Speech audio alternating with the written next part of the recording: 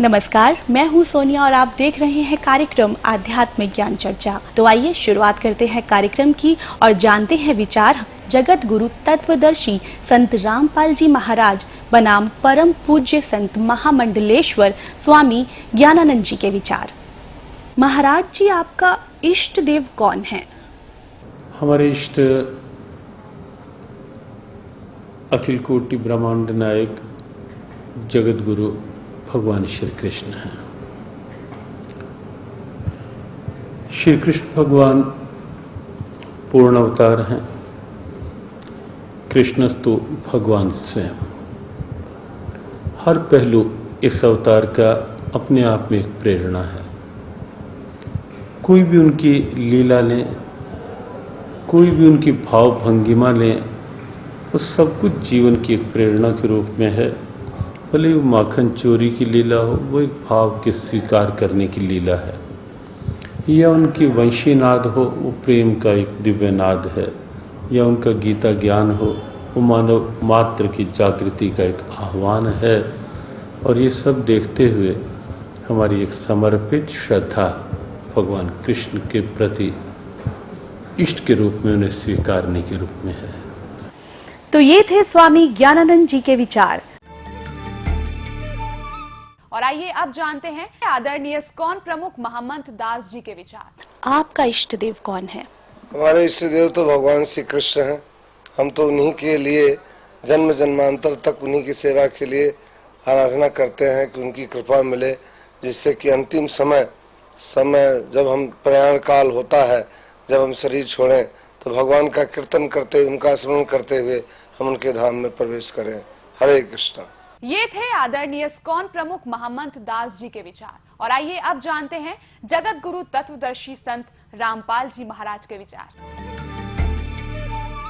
दंडवतम गोविंद गुरु बंधु अविजन सोए, पहले भये प्रणाम तिन नमो जो आगे होए। ग्रीव नमो नमो सतपुरुष को, नमस्कार गुरु की नहीं। सुर नर मुनि जन साधुआं, संतों सर्वसदी नहीं। सतगुरु साहेब संत सब डंडो तुम प्रणाम, आगे पीछे मध्य हुए तिनको जा कुर्बान। अनंत कोटि ब्रह्मांड में बंदी छोड़ कहाए, सो तो एक कबीर हैं जननी जने नमाए। अनंत कोटि ब्रह्मांड का एक रति नहीं बार, सतगुरु पुरुष कबीर हैं कुल के सिरजनहार। पुण्यात्मा, आध्यात्मिक ज्ञान इतना उलझ चुका है कि इसको सुलझाना बड़ा कठिन हो रहा है। हमारे पूज्य देव, हमारे इष्ट देव अनंत कोट ब्रह्मांड के कुल मालिक, सर्व ब्रह्मांडों के रचनहार कबीर देव जी, कबीर साहब, जो बनारस में भारतवर्ष की पावन धरती पर काशी शहर उत्तर प्रदेश में एक लहर तारा नामक तालाब के ऊपर खिले हुए कमल के फूल पर वो पूर्ण परमात्मा नवजात शिशु रूप धारण करके प्रकट हुए थे। ये हमारे पूज्य देव हैं, इष्ट देव हैं। और जो 120 वर्ष तक इस धरातल पर रहे, जुलाहे की भूमिका की, ये पूर्ण परमात्मा है, असंख्य ब्रह्मांड के सृजनहार हैं। ये पूर्ण मोक्षदायक है। पुण्यात्माओं, आज कुछ पुण्यात्माएं परमेश्वर के विषय में सुनकर अचंभित होंगे कि कबीर जी तो आज तक हमने कभी परमात्मा के रूप में नहीं सुना, क्योंकि हमने उनको एक कवि तक ही सीमित रखा हुआ था। लेकिन परमात्मा की जीवनी, उनकी लीला की कथाओं से स्पष्ट है और साथ में पवित्र वेदों, पवित्र श्रीमद् भगवत गीता आदि सदग्रंथों से प्रमाणित है कि वो कबीर परमात्मा असंख्य ब्रह्मांड का स्वामी है। आध्यात्मिक ज्ञान इतना उलझ चुका है कि इसके सुलझाना बड़ा कठिन हो रहा है। परमेश्वर कबीर देव जी जो हमारे इष्ट देव हैं, वे स्वयं ही सत्यान देने के लिए धरातल पर आते हैं। अपने सनातन परम धाम से चलकर गति करके सहशरीर आते हैं और कुछ दिन यहाँ अपनी लीला करके सहशरीर चले जाते हैं। तो उन्होंने स्वयं ही आकर के अपनी प्यारी आत्माओं को ये यथार्थ ज्ञान बताया। उन्होंने यहाँ देखा कि कोई भी व्यक्ति, कोई भी संत, कोई भी ऋषि देव तत्व ज्ञान से परिचित नहीं है और सभी अपने अपने इष्ट को सर्वेश्वर, महेश्वर, मृत्युंजय, कालज्ञ, सब ब्रह्मांडों के स्वामी कह करके उनकी पूजा में लगे हुए हैं। अब परमेश्वर कबीर देव जी ने क्या कहा कि नौ मन सूत उलझिया, ऋषि रहे झकमार, और सतगुरु ऐसा सुलझा दे, उलझे ना दूजी बार। कुछ श्रद्धालु, कुछ संत, गुरु श्री कृष्ण जी को अनंत करोड़ ब्रह्मांड का नायक बताते हैं, ब्रह्मांडों का रचनहार बताते हैं, पूर्ण परमात्मा बताते हैं। अब जो श्री कृष्ण जी को समर्थ बताते हैं, सर्वेश्वर बताते हैं, उन्होंने लगता है सदग्रंथों का अध्ययन नहीं कर रखा, दंत कथा सुना रहे हैं। देखिएगा श्री शिवपुराण, संक्षिप्त शिवपुराण, सचित्र मोटा टाइप, गीता प्रेस गोरखपुर से प्रकाशित है ये, और संपादक हनुमान प्रसाद पोदार, प्रकाशक एवं मुद्रक हैं गीता प्रेस गोरखपुर, गोविंद भवन कार्यालय कोलकाता का संस्थान। ये इनके फोन और फैक्स नंबर है। इसके 560 पृष्ठ पे ये है उमा संहिता और पृष्ठ नंबर 560 पे, ये 561 है। यहाँ पर हम यहाँ से पढ़ते हैं। उस समय पुत्र की प्राप्ति के निमित्त श्री कृष्ण के हिमवान पर्वत पर जाकर महर्षि उपमन्यु से मिलने, उनकी बताई हुई पद्धति के अनुसार भगवान शिव की प्रसन्नता के लिए तप करने, उनके तप से प्रसन्न होकर पार्वती, कार्तिकेय तथा श्री गणेश सहित शिव के प्रकट होने तथा श्री कृष्ण के द्वारा उनकी स्तुति पूर्वक वरदान मांगने की कथा सुनाकर संत कुमार जी ने कहा, श्री कृष्ण का वचन सुनकर भगवान भव यानी शिव जी उनसे बोले, वासुदेव तुमने जो कुछ मनोरथ किया है वह सब पूर्ण होगा। इतना कहकर त्रिशूलधारी भगवान शिव फिर बोले, यादवेंद्र तुम्हें सांब नाम से प्रसिद्ध एक महापराक्रमी बलवान पुत्र प्राप्त होगा। एक समय मुनियों ने भयानक संवर्तक यानी प्रलयंकर सूर्य को शाप दिया था, तुम मनुष्य योनि में उत्पन्न होोगे, अतः वे संवर्तक सूर्य ही तुम्हारे पुत्र होंगे। इसके सिवा जो जो वस्तु तुम्हें अभिष्ट है वह सब तुम प्राप्त करो। संत कुमार जी कहते हैं, इस प्रकार परमेश्वर शिव से संपूर्ण वरों को प्राप्त करके श्री कृष्ण विविध प्रकार की बहुत सी स्तुतियों द्वारा उन्हें पूर्णतः संतुष्ट किया।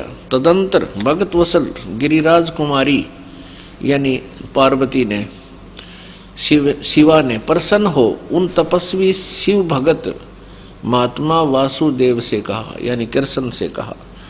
पार्वती बोली, परम बुद्धिमान वासुदेव नंदन श्री कृष्ण, मैं तुमसे बहुत संतुष्ट हूँ। अनग तुम मुझसे भी उन मनोवांछित वरों को ग्रहण करो, भूतल पर दुर्लभ है। श्री कृष्ण ने कहा, देवी यदि आप मेरे इस सत्य तप से संतुष्ट हैं और मुझे वर दे रही हैं, तो मैं चाहता हूं कि ब्राह्मणों के प्रति कभी मेरे मन में द्वेष न हो।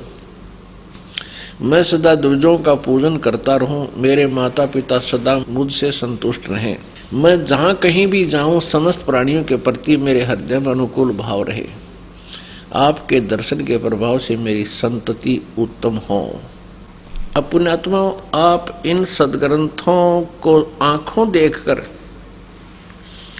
स्वयं निर्णय ले सकते हो कि श्री कृष्ण जी की क्या स्थिति थी, और इनको जो सर्वेश्वर महेश्वर अनंत कोटि ब्रह्मांड के स्वामी और इनको यानी जगत गुरु कह रहे हैं, तो वो संत नहीं, ना ही वो आध्यात्मिक गुरु, और कोई श्रद्धालु ऐसा उनके कहने से लगा हुआ है, ऐसे मानकर साधना कर रहा है, वो अपना जीवन नष्ट कर रहा है। महाराज जी, क्या श्री कृष्ण जी ही विष्णु भगवान का स्वरूप हैं? जहाँ तक बात है भगवान कृष्ण और विष्णु भगवान, विष्णु भगवान को जब हम नारायण के रूप में लेते हैं तो वहाँ भगवान कृष्ण नारायण के ही अवतार हैं, तो उस रूप में वहाँ एक रूपता है, वहाँ की भिन्नता कहीं भेद नहीं है। तो ये थे स्वामी ज्ञानानंद जी के विचार।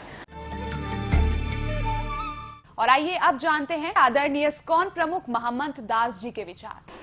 मैं यही आपसे जानना चाहूंगी कि श्री कृष्ण जी ही विष्णु का स्वरूप है, क्या ये सच है?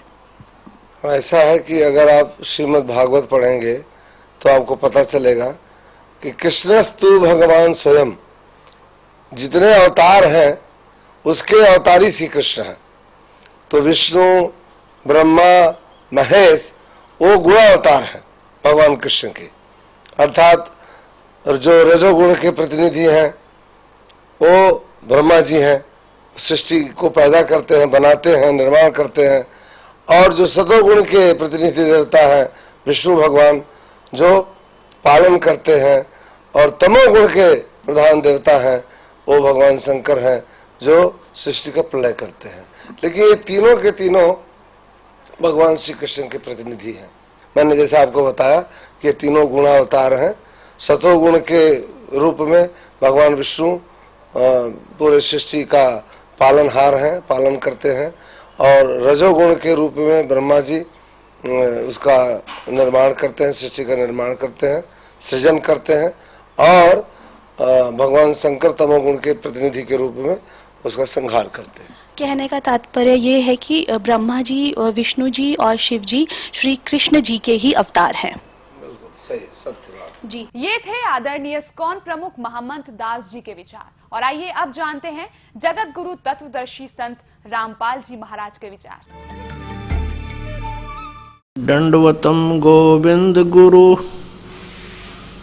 बंधु अविजन सोए, पहले भये प्रणाम तिन नमो जो आगे होए।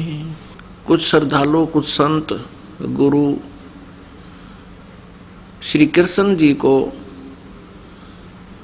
अनंत करोड़ ब्रह्मांड का नायक बताते हैं, ब्रह्मांडों का रचनहार बताते हैं, पूर्ण परमात्मा बताते हैं। साथ में ये भी कहते हैं कि वो श्री विष्णु जी के ही अवतार थे, यानी श्री विष्णु जी ही स्वयं धरातल पर अवतरित हुए हैं। श्री विष्णु जी सतोगुण प्रभु हैं, ये भी उन्हें स्वीकार्य है। पुण्यात्मा, किसी भी निर्णय पर पहुंचने के लिए हमने कोई आधार बनाना होगा।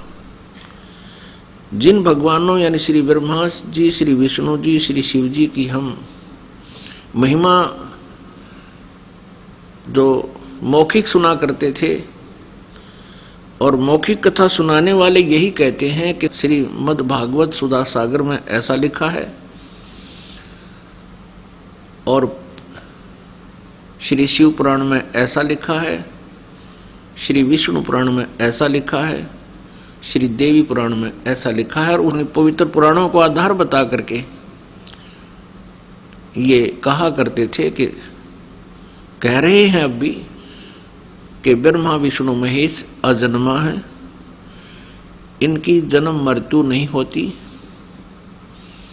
कुछ एक इतना तो मानने लग गए हैं विश्वास के ज्ञान को सुनकर कि वो सर्ग के अंत में विराट परमात्मा में लीन हो जाते हैं और फिर प्रारंभ में वो फिर प्रकट हो जाते हैं। ये इनका भ्रमित ज्ञान है, लोक वेद है, दंत कथाएं हैं, यथार्थ ज्ञान नहीं है। श्री कृष्ण जी सतोगुण प्रभु हैं। एक ब्रह्मांड के अंदर एक विभागीय मंत्री जानो, सतोगुण विभाग के एक मंत्री यानी साहेब हैं, इतने स्वामी हैं, इतने प्रभु हैं। ये अनंत कोट ब्रह्मांड के नायक नहीं हैं।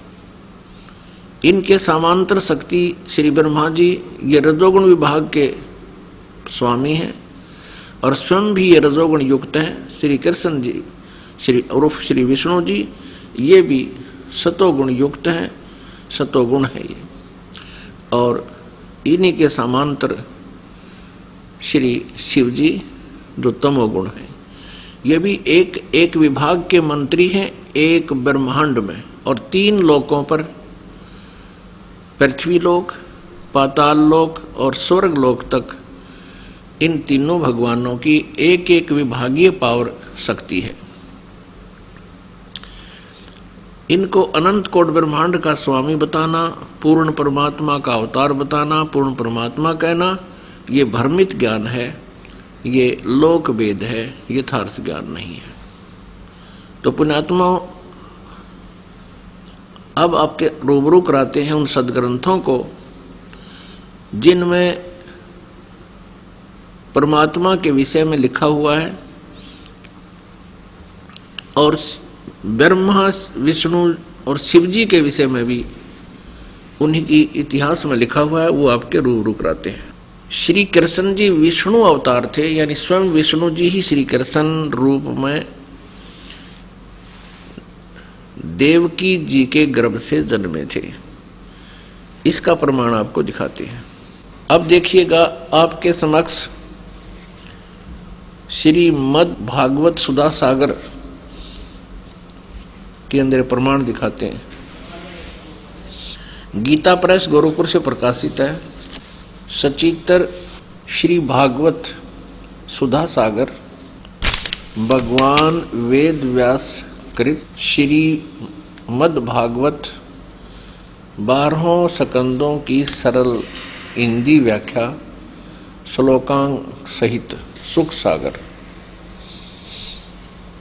गीता प्रेस गोरखपुर से प्रकाशित है। इसके मुद्रक एवं प्रकाशक हैं गीता प्रेस गोरखपुर। इसके पृष्ठ नंबर 549 पे 549 पृष्ठ नंबर पर दिखाते हैं। ये देखिएगा 10वां स्कंद अध्याय 3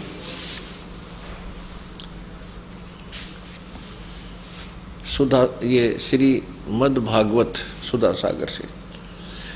जिस समय भगवान के आविर्भाव का अवसर आया, स्वर्ग में देवताओं की दुदुम्बियां अपने आप बज उठी। उसी समय सबके हृदय में विराजमान भगवान विष्णु देव रूपिणी देवकी के गर्भ से प्रकट हुए। जैसे पूर्व दिशा में 16 कलाओं से पूर्ण चंद्रमा का उदय हो गया हो। पुण्यात्माओं ये स्पष्ट हो गया कि श्री कृष्ण जी ही स्वयं श्री विष्णु जी है, यानी श्री विष्णु जी ही श्री कृष्ण रूप में प्रकट हुए। महाराज जी, श्रीमद् भगवत गीता जी का ज्ञान किसने बोला? गीता का ज्ञान तो इसमें कोई किसी भी तरह का है ही नहीं विचार। केवल भगवान श्री कृष्ण गीता के उपदेष्टा हैं, गीता के वक्ता हैं, और महर्षि वेदव्यास ने स्वयं ये बात स्वीकार करके कही है, गीता सुगीता कर्तव्या के मन्ये शास्त्र विस्तरे या स्वयं पद्मनाभस्य मुखपद्माद्य निसृतः। गीता को जीवन का गीत बनाओ।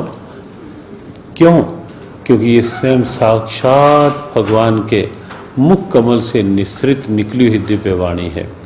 संजय गीता का एक ऐसा पात्र है जिसके पास दिव्य दृष्टि है, और उसने अपनी दिव्य दृष्टि से जब गीता ज्ञान सुना तो गीता के समापन श्लोकों में संजय ने स्वीकारा, योगम योगेश्वरात् कृष्णात् साक्षात कथ्यता स्वयं। मैंने स्वयं योगेश्वर भगवान श्री कृष्ण से साक्षात गीता का ज्ञान कथन करते हुए श्रवण किया है। तो इसमें तनिक भी संदेह नहीं कि गीता भगवान श्री कृष्ण के मुखारविंद से निकली हुई दिव्य वाणी है। तो ये थे स्वामी ज्ञानानंद जी के विचार। और आइए अब जानते हैं आदरणीय इस्कॉन प्रमुख महामंत्र दास जी के विचार। प्रभु जी, यहाँ एक चीज और जानना चाहेंगे कि श्रीमद् भगवत गीता जी का क्या जो ज्ञान है वो किसने बोला है? गीता से गीता कर्तव्या के मन्ये शास्त्र विस्तरे।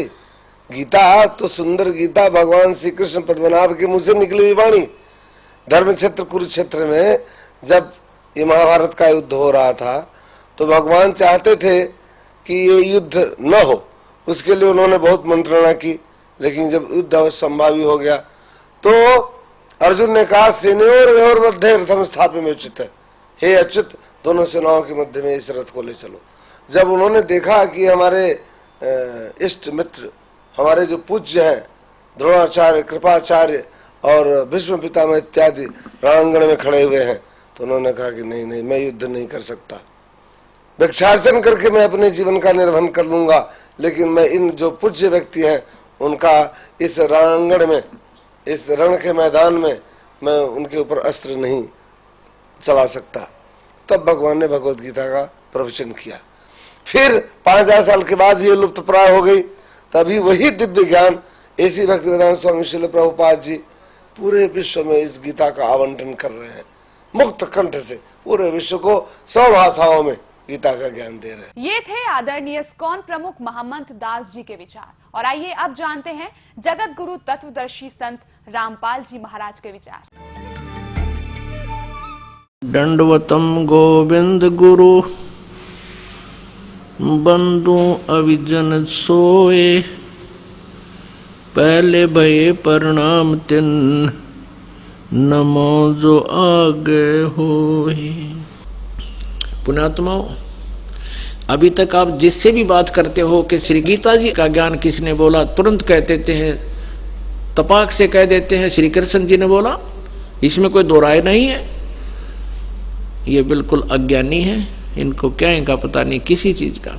अब देखिए, श्री कृष्ण जी ने कहा कि मैं तो गीता के बारे में जानता नहीं, मैंने क्या बोला था, क्योंकि जैसे कोई प्रेत किसी में प्रवेश कर जाता है, वो प्रेत बोलता है, उसके निकलने के बाद फिर वो आत्मा को पता नहीं होता कि मैंने क्या बोला था, और ही बताया करते हैं आपने ऐसा बोला था, तो तू ऐसे बोल रहा था, तू ऐसे कह रहा था, और वो बोल रहा था भूत। तो ऐसे ये प्रेतवत प्रवेश करके श्री कृष्ण जी में यो काल गीता का ज्ञान बोल गया। ये देखिएगा, संक्षिप्त महाभारत द्वितीय खंड गीता प्रेस गोरखपुर से प्रकाशित है। व्यास जी, वेद व्यास जी इसके राइटर हैं। इसके 667 पृष्ठ पे इसके संपादक हैं जयदयाल गोविंदका, जो गीता जी के अनुवादक भी हैं, संपादक तथा संशोधक गीता प्रेस गोरखपुर। गीता प्रेस गोरखपुर से प्रकाशित और मुद्रित है। इसके 667 पृष्ठ पर हम चलते हैं। ये देखिएगा, ये है 667 पृष्ठ। श्री कृष्ण का अर्जुन से सिद्ध महर्षि और कश्यप का संवाद। जन्मेजय ने पूछा, ब्रह्मन शत्रुओं का नाश होने के बाद जब महात्मा श्री कृष्ण और अर्जुन सभा में बैठकर वार्तालाप कर रहे थे, उस समय उनमें क्या क्या बातचीत हुई। वैशंपायन जी कहते हैं, राजन, श्री कृष्ण के सहित अर्जुन ने जब अपने राज्य का पूरा अधिकार प्राप्त कर लिया तो वे दिव्य सभा भवन में आनंद के साथ रहने लगे। एक दिन सज्जनों से घिरे हुए वे दोनों मित्र स्वेच्छा से घूमते घूमते सभा मंडप के ऐसे भाग में पहुंचे जो स्वर्ग के समान सुंदर था। पांडव नंदन अर्जुन श्री कृष्ण के साथ रहकर बहुत प्रसन्न थे। उन्होंने एक बार उस रमणीय सभा की ओर दृष्टि डालकर भगवान से ये वचन कहा, देवकी नंदन, जब युद्ध का अवसर उपस्थित था उसमें मुझे आपके माध्यम का ज्ञान और ईश्वरीय स्वरूप का दर्शन हुआ था, किंतु केशव, आपने स्नेहवश पहले मुझे जो ज्ञान का उपदेश किया था वह सब इसमें बुद्धि के दोष से भूल गया है। यानी जो गीता ज्ञान सुनाया था युद्ध के दौरान, अब मैं भूल गया। अर्जुन बोल रहा है, उन विषयों को सुनने के लिए बारंबार मेरे मन में उत्कंठा होती है कि वो ज्ञान गीता वाला मुझे फिर सुना दे, मैं सुनना चाहता हूँ। इधर आप जल्दी ही द्वारका जाने वाले हैं, अतः पुनः वह सब विषय मुझे सुना दीजिए। पुण्यात्माओं, अर्जुन भगवान श्री कृष्ण जी से कह रहे हैं कि भगवान, जो गीता जी का ज्ञान आपने युद्ध के दौरान सुनाया था उसको मैं भूल चुका हूँ और वही ज्ञान मुझे फिर सुनाइए, मेरी बहुत प्रबल इच्छा है सुनने की। अब श्री कृष्ण जी क्या कहते हैं देखना, इधर आप जल्दी ही द्वारका जाने वाले हैं, अतः पुनः वह सब विषय मुझे सुना दीजिए, अर्जुन ने कहा। अब वैशंपायन जी कह रहे हैं कि अर्जुन के ऐसे कहने पर वक्ताओं में श्रेष्ठ महातेजस्वी भगवान श्री कृष्ण ने उन्हें गले से लगाकर इस प्रकार उत्तर दिया। श्री कृष्ण बोले, अर्जुन, उस समय मैंने तुम्हें अत्यंत गोपनीय विषय का श्रवण कराया था। अपने स्वरूप भूत धर्म सनातन पुरुषोत्तम तत्व का परिचय दिया था और नित्य लोकों का भी वर्णन किया था, किंतु तुमने जो अपनी नासमझी के कारण उस उपदेश को याद नहीं रखा, यह जानकर मुझे बड़ा खेद हुआ है। उन बातों का अब पूरा स्मरण होना संभव नहीं जान पड़ता। पांडव नंदन, निश्चय ही तुम बड़े श्रद्धाहीन हो, तुम्हारी बुद्धि अच्छी नहीं जान पड़ती। अब मेरे लिए उस उपदेश को ज्यों का त्यों दुहरा देना कठिन है, क्योंकि उस समय योग युक्त होकर मैंने परमात्म तत्व का वर्णन किया था। पुण्यात्माओं, अब श्री कृष्ण जी अर्जुन पर तो डांट मार रहे हैं, धमका रहे हैं कि तू बड़ा श्रद्धाहीन है, तेरी बुद्धि अच्छी नहीं है, तूने याद क्यों नहीं रखा गीता जी के ज्ञान को। और स्वयं कह रहे हैं, अब मुझे वो पूरा फिर याद नहीं आ सकता। कोई बात हुई है? इसे सीधे श्री कृष्ण जी ने कह का भी नहीं पता था कि गीता में मैंने बोला क्या है। पुण्यात्माओं, अब ये दास सत्संग कर रहा है जिस विषय पर, और आप सुन रहे हो, जो प्रथम बार इस ज्ञान को सुनेगा उसको 20% याद रहेगा मुश्किल से। और मैं वक्ता हूँ, अपनी होश में बोल रहा हूँ, तो मुझसे कभी सुन लेना, उसी समय सुना दूंगा, क्योंकि मैं अपने होश में बोल रहा हूं। और आप मुझसे पूछो कि वो सुनाना वो विषय जो उस दिन सुनाया था, और मैं कहूं तुमने याद क्यों नहीं रखा, मुझे याद नहीं, इससे सिद्ध है कि मैंने बोला ही नहीं, यानी किसी और कोई भूत बोल गया मेरे अंदर आकर के, तब मैं ऐसी बातें कह सकता हूं। तो ऐसे ही श्री कृष्ण जी में काल बोल रहा था। ये काल कौन है? ये 21 ब्रह्मांड का स्वामी है, ब्रह्मा विष्णु महेश का पिता है, दुर्गा इसकी पत्नी है, ब्रह्मा विष्णु महेश की माता दुर्गा है।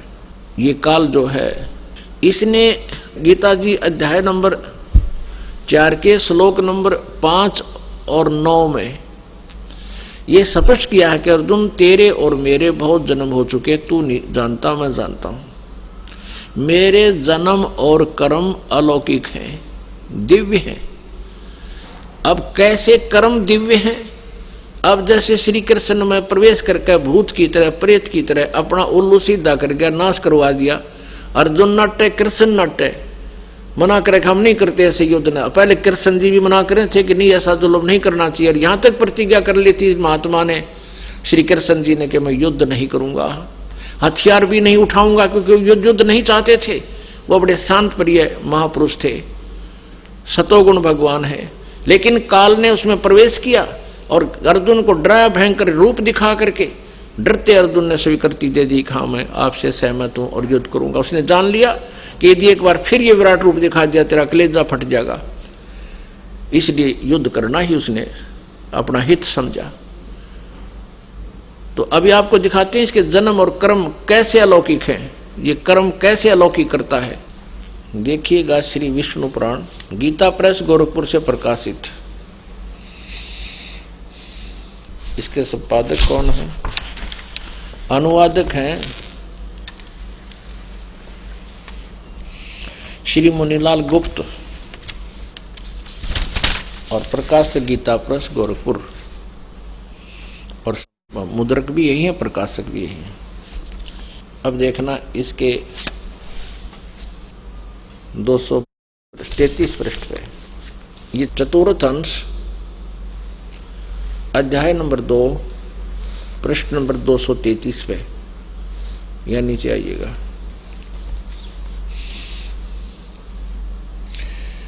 ये श्लोक नंबर 22 से लेकर 26 तक हम पढ़ेंगे। पूर्व काल में त्रेता युग में एक बार अति भीषण देव असुर संग्राम हुआ, देवताओं और राक्षसों का युद्ध हुआ। उसमें महाबलवान दैत्यगण से पराजित हुए देवताओं ने भगवान विष्णु की आराधना की। अब इन देवताओं ने आराधना तक की विष्णु की, और आ गया युग काल विष्णु रूप धारण करके। ये कहता है चतुर्भुज रूप भी बड़ी मुश्किल से अपनी कृपा से किसी किसी को दिखाता हूं। तब आदि अनंत शून्य अशेष जगतपति पालक श्री नारायण ने देवताओं से प्रसन्न होकर कहा, आप लोगों का जो कुछ भी अभिष्ट है वह मैंने जान लिया है। उसके विषय में यह बात सुनिए। राज ऋषि ससाद का जो पुरंजय नामक पुत्र है, उस अक्षत्रिय श्रेष्ठ के शरीर में मैं अंश मात्र से अवश्य अवतीर्ण होकर, यानी भूत की तरह प्रवेश कर उन संपूर्ण दैत्यों का नाश करूंगा। अतः तुम लोग पुरंजय को दैत्यों के युद्ध वध के लिए तैयार करो, यानी वहां पुरंजय को खड़ा कर लो युद्ध में, मैं उसमें प्रवेश करके सब न मार दूंगा। अब जैसे श्री कृष्ण में आकर यू काल प्रवेश कर गया और युद्ध करा दिया। कृष्ण जी तो नटे थे, और जब अर्जुन मना करने लगा तो श्री कृष्ण तो तुरंत कह देते, चल भाई बहुत अच्छा, नहीं लड़ते। तो उस समय युग काल प्रवेश कर गया श्री कृष्ण में, और वो अपना उल्लू सीधा करने के लिए उसको डरा धमका के और युद्ध करवा दिया। तो इस प्रकार ये कहता है कि मैं उनके अंश मात्र से, राजर्षि ससाद का जो पुरंजय नामक पुत्र है, उस अक्षत्रिय श्रेष्ठ के शरीर में अंश मात्र से स्वयं अवतीर्ण होकर उसमें प्रवेश करके उन संपूर्ण दैत्यों का नाश करूंगा। अतः तुम लोग पुरंजय को दैत्यों के वध के लिए तैयार करो। और एक प्रमाण और कमाल का है 242 पृष्ठ पे, यही चतुर्थ अंश और अध्याय नंबर 3 श्री विष्णु पुराण 242 पृष्ठ नीचे आइएगा। ये तीसरा अध्याय है। पूर्व काल में रसातल में मौने नामक 6 करोड़ गंधर्व रहते थे। उन्होंने समस्त नागकुल के प्रधान रतन और अधिकार छीन लिए थे। गंधर्वों के पराक्रम से अपमानित उन नागेश्वरों द्वारा स्तुति किए जाने पर उसके श्रवण करने से जिनकी विकसित कमल सदृश आंखें खुल गई हैं, निद्रा के अंत में जो जागे हुए उन जलसाई भगवान सर्वेश्वर को प्रणाम करके उनसे नागगण ने कहा, यानी विष्णु रूप में आज्ञायु काल, भगवान इन गंधर्वों से उत्पन्न हुआ हमारा भय किस प्रकार शांत हो। तब आदि अनंत रहित भगवान पुरुषोत्तम ने, अब ये वक्ता इस काल को कभी पुरुषोत्तम और कभी कुछ भी कहा, कुछ भी कहो, लेकिन ये काल के विषय में जानकारी समझो। अब आदि अंत रहित भगवान पुरुषोत्तम ने कहा, इस काल ने कहा विष्णु रूप में प्रकट होकर, क्योंकि ये विष्णु पुराण चल रहा है। योनासव के पुत्र मानधाता का जो पुरुकुत्स नामक जो पुत्र है, उसमें प्रविष्ट होकर मैं भूत की तरह प्रवेश करूंगा उसमें, और उन संपूर्ण दुष्ट गंधर्वों का नाश कर दूंगा। योनासव के पुत्र मानधाता का जो यह पुरुकुत्स नामक पुत्र है, उसमें प्रविष्ट होकर मैं उन संपूर्ण दुष्ट गंधर्वों का नाश कर दूंगा। पुणात्माओं, ये गीता ज्ञानदाता कह रहा है कि मेरे जन्म और कर्म दिव्य हैं। अब कर्म दिव्य ऐसे हैं कि ये स्वयं किसी के सामने नहीं आता। अभी आपने गीता जी अध्याय नंबर 7 के श्लोक नंबर 24 और 25 में आंखों पढ़ा और दास से सुना। और ये ऐसे कर्म करता है किसी दूसरे में प्रवेश करके, और सब कुछ करना वो कर जाता है, और स्वयं किसी के समक्ष अपने यथार्थ रूप में नहीं आता। ये कहता चतुर्भुज रूप में भी मैं कभी किसी पर अनुग्रह करके बेशक दर्शन दे दूं, ना कोई जप से, ना तप से, ना क्रिया से, ना दान से, यानी भले के लिए तो मैं किसी ने दर्शन दूं को ना, अपनी मर्जी से किसी ने दर्शन दे दूं अनन्य भगत ने। अब जैसे देवताओं ने प्रार्थना की, विष्णु रूप में आ गया, वो ना वेदों आधार थी ना किसी और यज्ञ किया उन्होंने, सिर्फ प्रार्थना करते रहे। इसने नाश करवाना ही था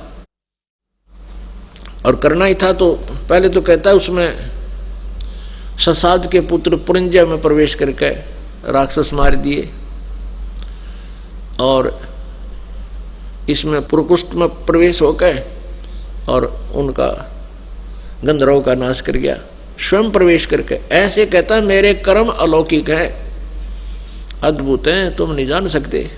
यहाँ ये बात क्लियर होगी, स्पष्ट होगी कि श्रीमद् भगवत गीता जी का ज्ञान श्री कृष्ण ने नहीं बोला।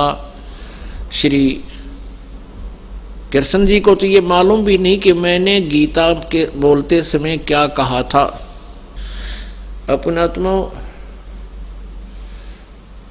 ये एक तत्व ज्ञान है। ये पवित्र श्रीमद् भगवत गीता लगभग 5000 वर्ष से पहले 5500 वर्ष के आसपास ये लिपिबद्ध की गई थी, और पवित्र हिंदू धर्म इसको शिरोधार्य मानता है और बहुत ही उत्तम शास्त्र है। लेकिन इसमें वास्तविकता क्या है ये नहीं परिचित थे, इसको नहीं जान सके। और पुण्यात्मा अपने घर में औषधियों की बुक रखी है और वो बहुत ही अच्छी जानकारी है, लेकिन हम समझ नहीं सके। उसकी एक्वेशन उसका अलग से बना लिया गलत, उसको औषधियां तैयार करके हम विनाश को प्राप्त हो गए, रोग नाश नहीं हुआ। तो अब इस दास के ऊपर कृपा की परमात्मा ने, ये वही अनमोल सदग्रंथ श्रीमद् भगवत गीता अपने पास है। हम सभी शिक्षित हैं, इस शिक्षा का अब हम लाभ उठाएंगे और परमात्मा पाएंगे। अपनात्मा प्रमाण के बिना आप नहीं मान सकते, क्योंकि लोक वेद आप जी ने बहुत सुन रखा है, और उस लोक वेद को वो जो अज्ञान था, अधूरा ज्ञान था, उसको हटाने के लिए, उसका नाश करने के लिए ये तत्व ज्ञान सुनाना पड़ रहा है और साथ में ये प्रमाण आपके समक्ष प्रस्तुत करने पड़ रहे हैं, और फिर आप इस तत्व ज्ञान को स्वीकार करके अपना कल्याण करा पाओगे। अब एक और प्रमाण देते हैं कि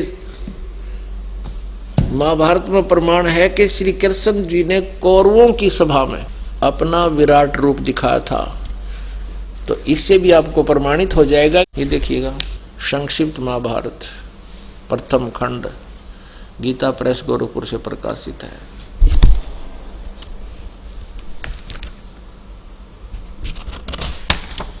इसके वही संपादक हैं जयदयाल गोविंद का, अनुवादक भी, संशोधक और संपादक, और गीता प्रेस गोरखपुर से प्रकाशित है। ये देखिएगा, गीता प्रेस गोरखपुर से प्रकाशित है और मुद्रित है। इसके पृष्ठ नंबर 544 और 45 पर आपको दिखाते हैं। ये है उद्योग पर्व। उद्योग पर्व है दुर्योधन की कुमंत्रणा, भगवान का विश्व रूप दर्शन और कौरव सभा से प्रस्थान। ये 543 पृष्ठ से हम प्रारंभ करते हैं। यहां से दुर्योधन की कुमंत्रणा, भगवान का विश्व रूप दर्शन यानी विराट रूप दिखाना और कौरवों की सभा से प्रस्थान। ठीक है, हम अपने काम की चीज पढ़ेंगे, ज्यादा अक्षर पढ़ना तो घर पे आपके अवश्य रखे होंगे। ये 544 पे इसके बाद विदुर जी बोले, दुर्योधन तुम मेरी बात सुनो। देखो, श्री कृष्ण को कैद करने का विचार नरकासुर ने भी किया था, किंतु सब दानों के साथ मिलकर भी वह ऐसा नहीं कर सका। फिर तुम इन्हें अपने बलबूते पर पकड़ने का साहस कैसे करते हो? विदुर जी का वक्तव्य समाप्त होने पर भगवान श्री कृष्ण ने कहा, दुर्योधन तुम जो अज्ञानवश ये समझते हो कि मैं अकेला हूं और मुझे दबाकर कैद करना चाहते हो, सो शायद याद रखो समस्त पांडव और वर्षणी तथा अंधकवंशीय यादव भी यही हैं। वे ही नहीं, आदित्य, रुद्र, वसु और समस्त महर्षिगण भी यही मौजूद हैं। ऐसा कहकर शत्रु दमन श्री कृष्ण ने अट्टहास किया। तब तुरंत ही उनके सब अंगों से बिजली सी कांति वाले अंगुष्ठा आकार सब देवता दिखाई देने लगे। उनके ललाट देश में ब्रह्मा, वक्षतल में रुद्र, भुजाओं में लोकपाल और मुख में अग्निदेव थे। आदित्य, साध्य, वसु, अश्विनी कुमार आदि ये सब उनके शरीर से अभिन्न जान पड़ते थे। श्री कृष्ण के इस भयंकर रूप को देखकर सब राजाओं ने भयभीत होकर नेत्र मूंद लिए। केवल द्रोणाचार्य, भीष्म, विदुर, संजय और ऋषि लोग ही उसका दर्शन कर सके, क्योंकि भगवान ने उन्हें दिव्य दृष्टि दे दी थी। पुण्यात्माओं, अभी तक आप जिससे भी बात करते हो कि गीता जी का ज्ञान किसने बोला, तुरंत कह देते हैं, तपाक से कह देते हैं श्री कृष्ण जी ने बोला। इसमें कोई दो राय नहीं है। ये बिल्कुल अज्ञानी है, इनको क्या इनका पता नहीं किसी चीज का। अब गीता जी अध्याय नंबर 11 के श्लोक नंबर 47-48 में यदि श्री कृष्ण जी गीता बोल रहे होते, ये शब्द नहीं कहते कि अर्जुन ये मेरा वास्तविक विराट रूप आज से पहले, तेरे से पहले किसी ने कभी नहीं देखा, और न ही आगे ये किसी यज्ञ से, तप से, जप से, दान से, धर्म से, क्रिया से ये नहीं देखा जा सकता, ना वेदों में वर्णित विधि से भी नहीं देखा जा सकता। इति सिद्धम कि श्री गीता जी का ज्ञान नहीं बोला श्री कृष्ण भगवान, ये तो काल ने बोला। तो पुण्यात्माओं, ये जितने भी हिंदू धर्म के ब्राह्मण, गुरु, ऋषि, महर्षि थे और वर्तमान में हैं, ये सभी अज्ञानी थे। ये धार्मिक टीचर कहलाते थे, लेकिन अपने सिलेबस से परिचित नहीं थे। जो टीचर अपने सिलेबस से परिचित नहीं है अपने पाठ्यक्रम की पुस्तकों में लिखे विवरण से परिचित नहीं है तो वो टीचर व्यर्थ है, वो ठीक नहीं, वो अध्यापक ठीक नहीं, वो विद्यार्थियों का नाशक है, उनके जीवन को व्यर्थ कर रहा है। ठीक ऐसा ही आचरण, ऐसा ही व्यवहार अभी तक के हिंदू गुरुओं का था रहा। अब इस दास पे कृपा की है परमेश्वर ने इस यथार्थ ज्ञान को आपके समक्ष पहुंचाने की, और इसमें ये वही अज्ञानी गुरु लोग आपको भ्रमित करते रहते हैं कि रामपाल झूठ बोलता है। ऐसे ही परमेश्वर कबीर जी के साथ किया था इन लोगों ने। आज से 600 वर्ष पहले लगभग जो परमात्मा सन 1398 से 1518 तक यही लीला करके गए थे, ये तत्व ज्ञान समझाया करते थे जो आज दास आपको बता रहा है और सभी सदग्रंथों में प्रमाणित है। उस समय के ब्राह्मण, गुरु, ऋषि जितने भी अपने रोजी रोटी चला रहे थे वो परमात्मा से एकदम खिन्न हुए और पूरे समाज को भगवान का विरोधी बना दिया था कि कबीर तो अशिक्षित है, ये झूठा है, ब्रह्मा विष्णु महेश के विषय में ये गलत उठपटांग बातें करता है, ये वेदों और गीता और पुराणों से परिचित नहीं है क्योंकि इसको अक्षर ज्ञान नहीं है, ये संस्कृत भाषा नहीं जानता। तो उस समय तो हमारे जो पूर्वज थे भोले भाले थे, अशिक्षित थे, उन्होंने इन चतुर लोगों की, इन गुरुओं की बातों को मान लिया कि कबीर जी शिक्षित नहीं है, इसलिए वेदों और गीता के ज्ञान से शायद अपरिचित ही होंगे। और ये गुरु लोग जो संस्कृत जानते हैं और सभी शास्त्र संस्कृत भाषा में लिपिबद्ध हैं, इसलिए इनकी दाल गली रही। ये संस्कृत बोलते रहे, जैसे गीता जी अध्याय नंबर 18 के श्लोक नंबर 66 को ये स्वयं बोलते तो हैं संस्कृत, सही अनुवाद करते हैं गलत। सर्वधर्मान परित्यज माम एकम शरणम व्रज अहम तवा सर्व पापेभ्यः मोक्षामि मा शुच। ये न्यों का नो संस्कृत तो ठीक बोल देते हैं, अनुवाद करते हैं कि तू सब कर्मों का आश्रय त्याग कर मुझ एक सर्वशक्तिमान शरण में आ। अरे व्रज माने जाना होता, आना नहीं होता। ऐसे ही आप जी को भ्रमित कर रहे हैं। इन अज्ञानियों से आपने स्वयं निपटना है, इनसे दूर हटना है और यथार्थ ज्ञान को पहचानना है। निरंजन धन तेरा दरबार, निरंजन धन तेरा दरबार, जहाँ पर तनिक ना न्याय विचार, वैसा उड़ मुल मुल खासा गल मोतियों के आर, वैसा उड़ मुल मुल खासा गल मोतियों के आर, पतिव्रता को मिले न खादी ये सूखा नरस आहार, निरंजन धन तेरा दरबार, निरंजन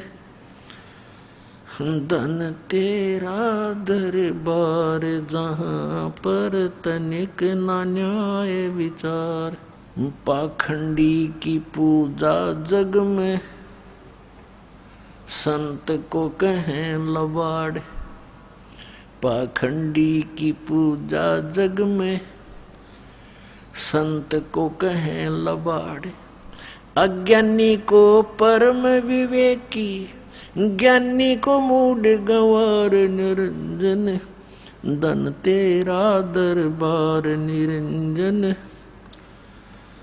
धन तेरा दरबार, जहाँ पर तनिक न न्याय विचार, कह कबीर सुनो भाई साधो यहाँ सब उल्टा व्यवहार, कह कबीर सुनो भाई साधो यहाँ सब उल्टा व्यवहार, सच्चों को तो ये झूठा बतावें, इन झूठों का एतबार, निरंजन धन तेरा दरबार, निरंजन धन तेरा दरबार, जहाँ पर तनिक ना न्याय विचार।